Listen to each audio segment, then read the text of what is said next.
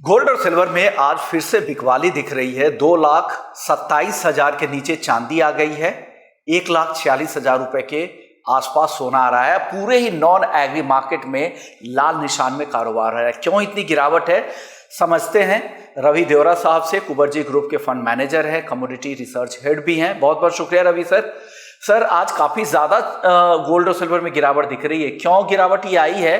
क्या ये गिरावट और बढ़ सकती है क्या? दरअसल यहाँ पे जो गिरावट है उसमें पर्टिकुलर बात करें तो काफी रीजंस है। इसमें सबसे जो बड़ा रीजन मीन्स के जब फेड की मीटिंग हुई और फेड चेयर की जो कमेंट आई उसके बाद तुरंत ही मार्केट में एक dovish view base metals as well as bullion में बन चुका था, क्योंकि डॉलर इंडेक्स लगातार ऊपर जा रहा है।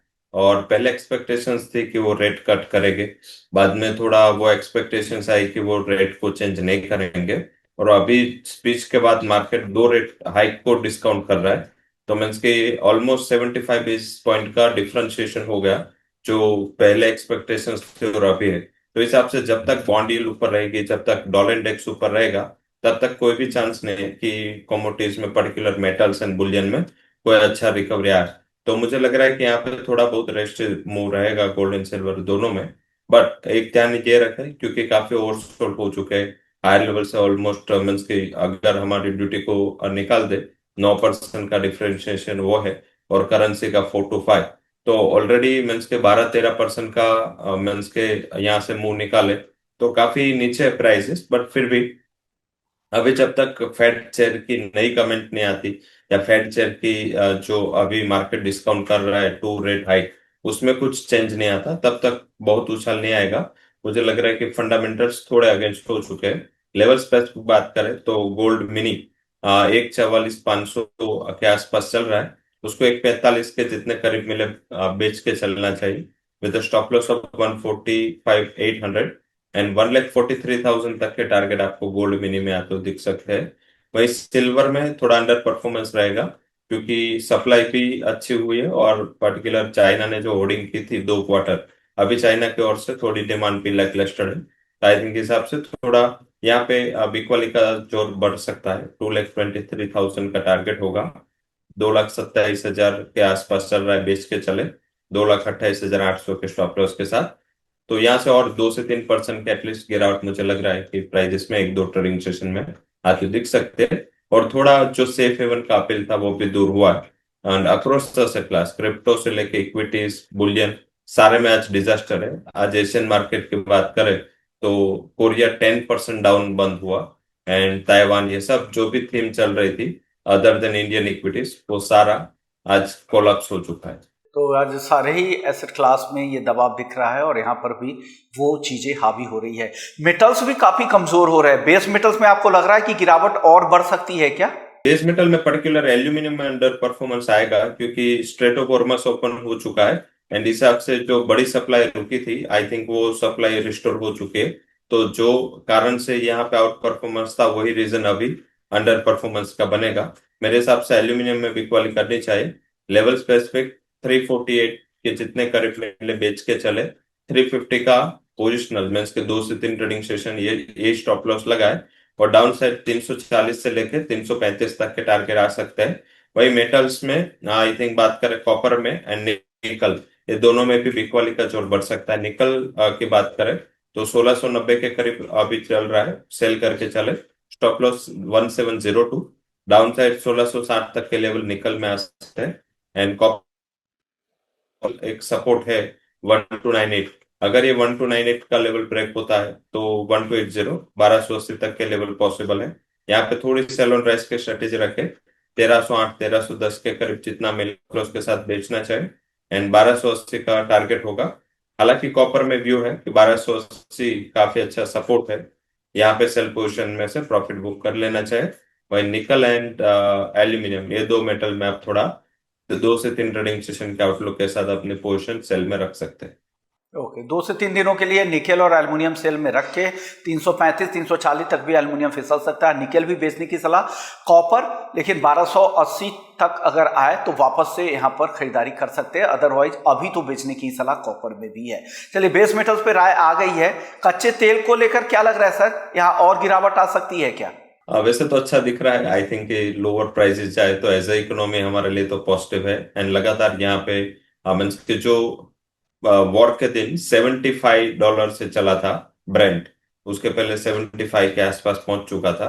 थोड़ा फियर था कमेंट से, और एग्जैक्टली वो लेवल के आसपास आ रहा है। तो वॉर का पूरा जो प्रीमियम था वो खत्म हो चुका है। मीन्स के प्राइजेस ने ऑलरेडी काफी नेगेटिविटी वो डिस्काउंट कर लिया। अभी जो रिस्क खड़ा रहा है वो थोड़ा इकोनॉमिक है, थोड़ा ग्लोबल असेट्स में जो सेल ऑफ है उसका रिस्क है। तो हिसाब से शायद आज के दिन थोड़ी वीक वाले और बढ़ सकते हैं, बट $75 काफी अहम सपोर्ट है। डोमेस्टिक मार्केट की बात करें तो सबसे अच्छा सपोर्ट यहाँ पे है, वो है 6850।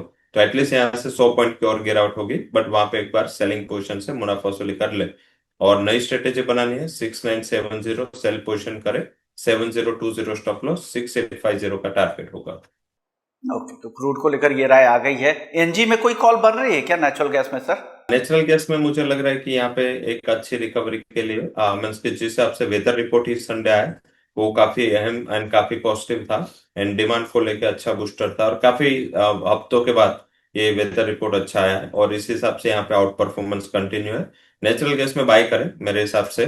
ये थोड़ा सेल ऑफ हटेगा, इसमें एक अच्छी रिकवरी आ सकती है। 310 पे बाय करें, 307 का स्टॉप लॉस लगाए, और 322 तक के लेवल यहाँ पे आ सकते हैं। दो ट्रेडिंग सेशन रोके, थर्सडे इन्वेंट्री के बाद अच्छी रिकवरी यहाँ पे पॉसिबल। ओके, तो 2 सेशन के लिए 307 के स्टॉप लॉस के साथ यहाँ पर नेचुरल गैस खरीदने की सलाह है। 322 तक, 322 तक जाने की संभावना दिख रही है। सर, एग्री मार्केट पर क्या राय बन रही है? यहाँ पर ग्वार से शुरुआत करते हैं। ग्वार क्या अब ठीक ठाक लग रहा है क्या? इस लेवल पे जो करेक्शन मुनाफा वसूली दिखी है ऊपरी लेवल पे। जैसे अभी तो ये रेनफॉल इंडेक्स ही है, मीन्स के हमने रेन का इंडेक्स और मीन्स के यहाँ पे एनसीडीएक्स ने इंट्रोड्यूस किया, बट जरूरत नहीं थी क्योंकि गुआर ऑलवेज मानसून में रेनफॉल इंडेक्स का ही काम करता है। तो जब भी थोड़ा बारिश के रिलेटेड अच्छे न्यूज आने चालू हुए, यहाँ पे करेक्शन थोड़ा सिवियर हुआ, थोड़ा स्टीप हुआ, बट ओवरडन है। मुझे लग रहा है कि जिस हिसाब से अल नीनो का वैसे भी खतरा था वो सेकंड हाफ में, ये स्टेज 2 अल नीनो है, मीन्स के सितंबर एंड अगस्त यहाँ पे थोड़ी डेफिसिट रहेगी। तो इस हिसाब से मुझे लग रहा है कि लोअर लेवल से रिकवरी के लिए अच्छे लेवल पे है। एंड गम मुझे यहाँ से ठीक दिख रहा है। स्ट्रेट ऑफ हॉर्मस ओपन होगा, सप्लाई थोड़ी ईज होगी गल्फ में। 11,200 के करीब आई थिंक गोर में बाय करना चाहिए। स्टॉप लॉस बोर्ड भी 11,000 एंड टारगेट 11,600 तक आ सकता है। वही थोड़ा स्पाइसी स्पेक पे भी ध्यान रखें, डिमांड का फैक्टर यहाँ पे अच्छा एक्टिव हो सकता है, जिसमें आप धनिया है एंड टर्मरिक दोनों में बाय की पोजीशन बना सकते हैं। यहाँ पे आउट परफॉर्मेंस क्लियर है। धनिया की बात करें, अगस्त वायदा 14,500 से 600 के करीब मिल जाता है। 14,300 के स्टॉप लॉस के साथ 15,000 के टारगेट के लिए बाय करना चाहिए। वही टर्मरिक का थोड़ा नीचे है, बट ऑल ओवर उसका 16,400 का सपोर्ट अच्छा है। तो अगस्त वायदा 16,400 के करीब बाय करें। 16,280 का छोटा स्टॉप लॉस, 17,400 तक के टारगेट यहाँ पे आ सकते हैं। तो मुझे लग रहा है कि ये तीन कॉमोडिटी गुआरगम, टर्मरिक एंड धनिया तीनों में आप बाय कर सकते हैं। ओके, तो ग्वारगम, टर्मरिक और धनिया, ये तीनों राय है खरीदारी की राय एग्री मार्केट से। बहुत बहुत शुक्रिया सर, वक्त निकाल के आपने नॉन एग्री एग्री दोनों ही मार्केट पे राय दे दी। सर, जाने से पहले डिस्क्लेमर दे दीजिएगा। जो भी कमोडिटीज में हमने डिस्कशन किया, एग्री नॉन एग्री, मेरी पर्सनल पोजीशन है। कंपनी के clients as well as company के अकाउंट में थ्रू स्पॉट और डेरिवेटिव मार्केट ये पोजीशन हो सकती है। कोई भी पोजीशन लेने के पहले फाइनेंशियल एडवाइजर के साथ आप रिस्क के लिए कंसल्टेशन जरूर करें। और शो में बुलाने के लिए शुक्रिया sir. Thank you so much sir, ध्यान रखें अपना, आपने हमारे दर्शकों के लिए वक्त निकाला। चलिए, थैंक यू सर। चलिए, बिजनेस 24 टीवी के इस शो को यहीं समेटेंगे। बाकी अपडेट्स के लिए आप बने रहिए हमारे प्लेटफॉर्म।